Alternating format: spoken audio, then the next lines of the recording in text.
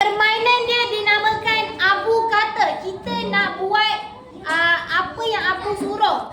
Okey, yang pertama contoh dia. Abu kata pegang kepala. Pegang kepala awak. Mana kepala?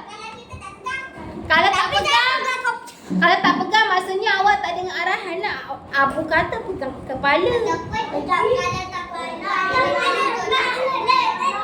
Okey, kita cuba balik. Abu kata angkat tangan kanan.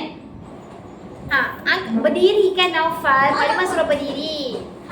Abu kata turun tangan kanan. Okey. Abu kata pegang hidung. Bukan korek hidung. Abu kata pegang telinga. Mana telinga awak? Buka telinga macam ni.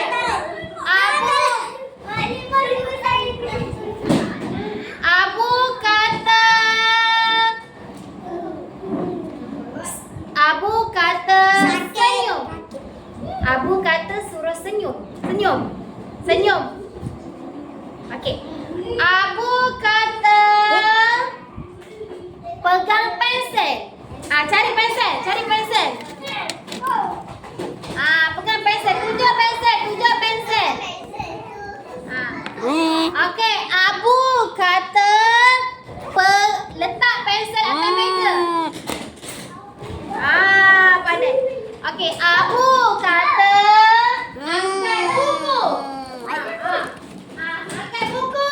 Siapa tak ada buku dia galah.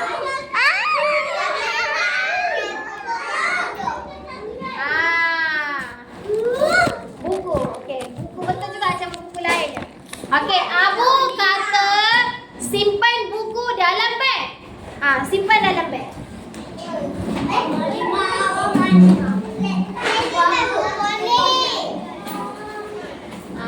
Kejap lagi awak guna baru keluarkan. Sekarang ni simpan dalam beg dulu. Buku ni tinggal kat sekolah kan? Dah. Cepat simpan. Macam Dah simpan lah Mak Alimah. Mak Alimah tak lah nak pergi tak ada. Awak ni yang salah. Okey, dah. Abu kata duduk. Okey, Abu kata tutup mulut.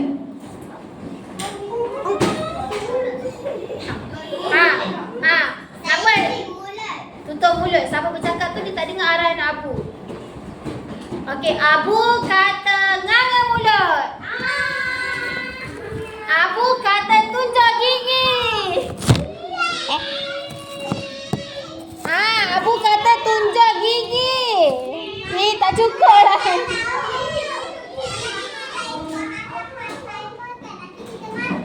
Ya ke? Tak ada ni, tak ada mati-mati lah. Okey,